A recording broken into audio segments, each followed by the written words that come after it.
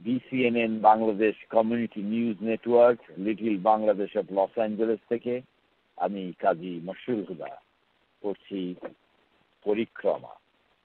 বাফলাকে নিয়ে কমিউনিটির সাধারণ মানুষের দুশ্চিন্তার অন্ত নেই, কারণ কমিউনিটিতে কাউন্টার বা পাল্টা অনুষ্ঠান হলে বিপত্তিতে পড়েন সাধারণ প্রবাসী, যেমনটি হয়েছিল ফোবানাকে কেন্দ্র করে। বিগত ইসি মিটিং এর সিদ্ধান্তের পর রিফর্ম গ্রুপের একটি সভা হয়েছিল তৌরাতে।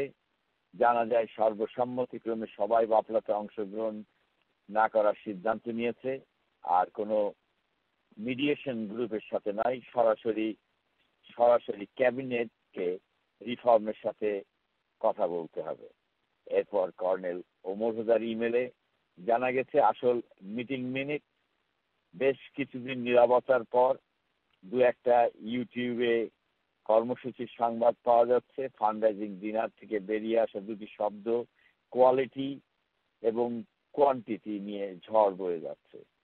এমনি মুহূর্তে পর্যালোচনা করতে গিয়ে আলাপ আলোচনায় যেটা বোঝা যাচ্ছে তা হলো বর্তমানে ইগোর প্রদাহে প্রবাহিত হচ্ছে সময়, যে সময়ের মাঝে কোনো মিডিয়েশন নেই, ফলে বিষয়টি কোনোভাবেই সমাধানের দিকে অতিবাহিত হচ্ছে না, বা আদৌ হবে কিনা সন্দেহ আছে।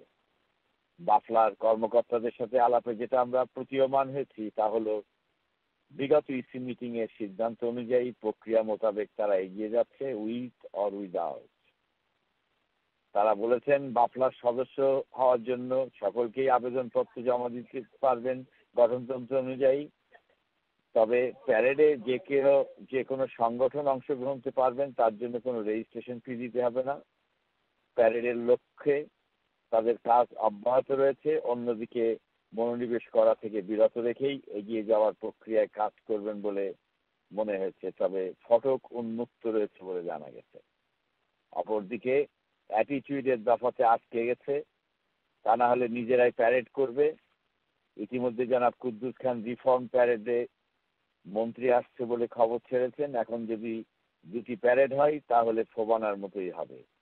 কমিউনিটির কাছ থেকে চাঁদা তুলতেই প্যারেড সমূহ করতে হবে, চলবে রেশারেশি, ঝগড়াঝাঁটি, রাগারাগি ইত্যাদি।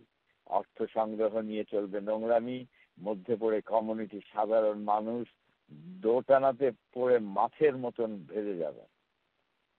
বর্তমান পরিস্থিতিতে মনে হচ্ছে ইগোর রক্ষার্থে লাকুম দিন হুকুম অলিয়া দিন হিসাবে যার যার পথে পথ চলছে, এবং তবুও মিরাকেল হিসাবে আমরা বলবো শান্তি শান্তি শান্তি।